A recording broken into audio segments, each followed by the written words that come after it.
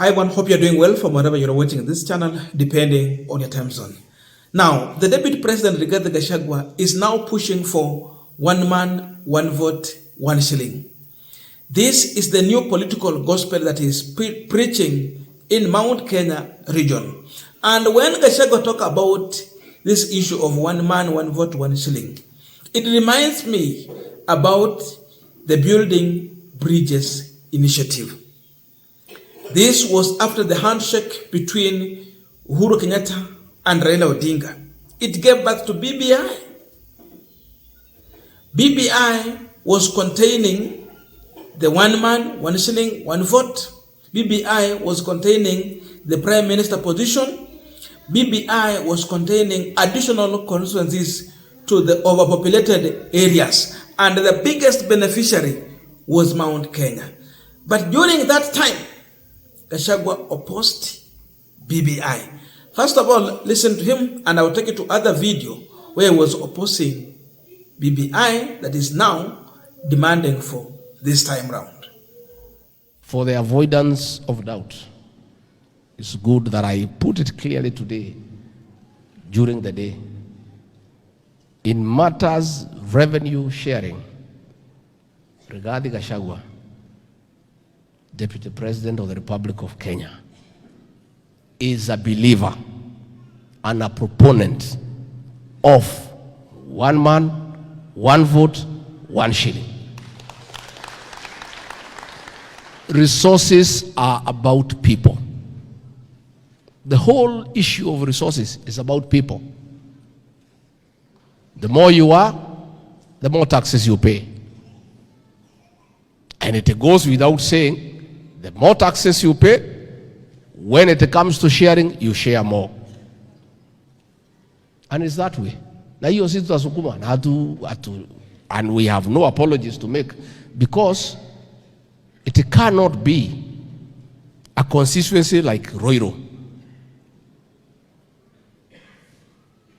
ambaye iko na watu almost 800,000, inapewa similar amount ya CDF with a constituency iko na watu 14,000.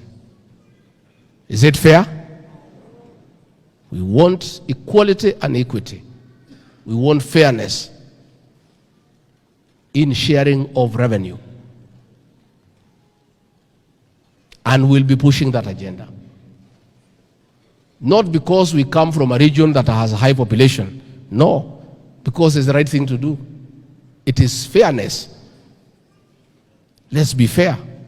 And resources are about people.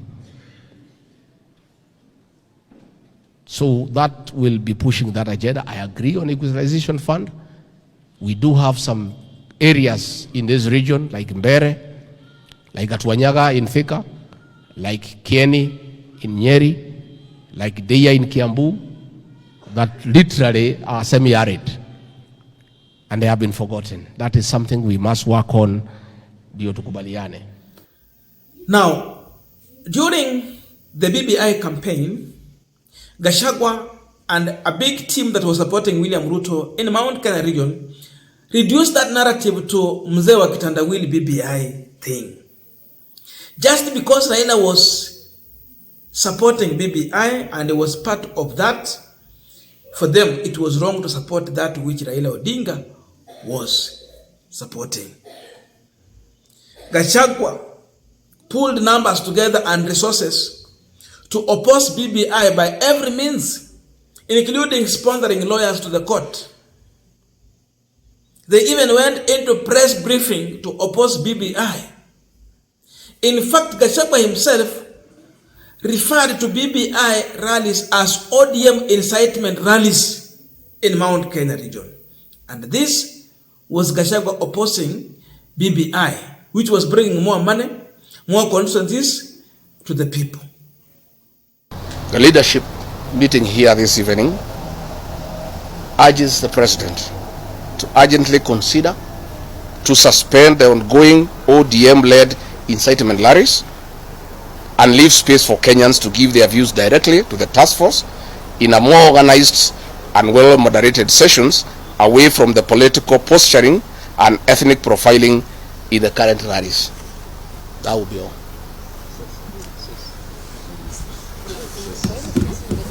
Now, one question we are asking on this Punchline: why is Gachagua now drumming support for something he opposed during the time when he was supporting William Ruto and when he was a member of parliament? He opposed it, but now he wants it. Why now? That is the big question. But before we go deep into that, just a quick request. For those who are watching and you have not yet subscribed, please consider subscribing. To our returning subscribers, I must say thank you so much. And again, to all our viewers, please give this video a thumbs up. Thank you so much, and back to this discussion. The push by BBI was that money should follow population. Because then, first of all, how do we get this money? It is people who give through taxes. So the bigger the population, the more the money. So there was a push for, in fact, there are those who are saying that 1 man, 1 vote, 1 shilling, 1 kilometer. Okay, we have those who are getting money because of the landmass and the historical, injustice that happened some time back. And going by the current way of revenue sharing, you find that a constituency somewhere in Lamu with close to 20,000 population is getting similar amount in terms of CDF to another constituency with about 500,000 people. Niambie, hata kama unapeana mambo ya basari ya kurudi shule, hawa watapeana mpaka the full school fees ya boarding. Wewe utakuwa unapeana labda 1,000 kwa kila mwanafunzi kama itabidi upee wote. So the person in Lamu, the member of parliament in Lamu, can take students even up to university and pay full school fees.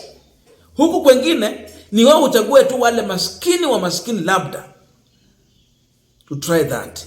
So there was a need to have BBI to correct this, bring the balance. Because it's like the majority who contribute more end up getting nothing, and the few who contribute too little end up getting close to everything. BBI was there to cure this.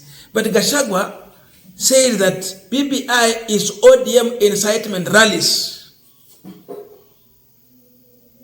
Just because Raila was supporting that, what is he telling us today? That is the question. Gachagua want to appear to be defending Mount Kenya people, to win Mount Kenya popularity. He knows the big problem there, what people are facing. So whip their emotion and call for issue of equality in terms of revenue sharing, so that you appear to be fighting for these people. And we said that this Gachagua seems to be providing opposition within the government. That is the new role that he is playing today. Because the man he supported and the man who is in the State House was not of the view to support BBI. He opposed it. They went further even to facilitate lawyers with enough money to fight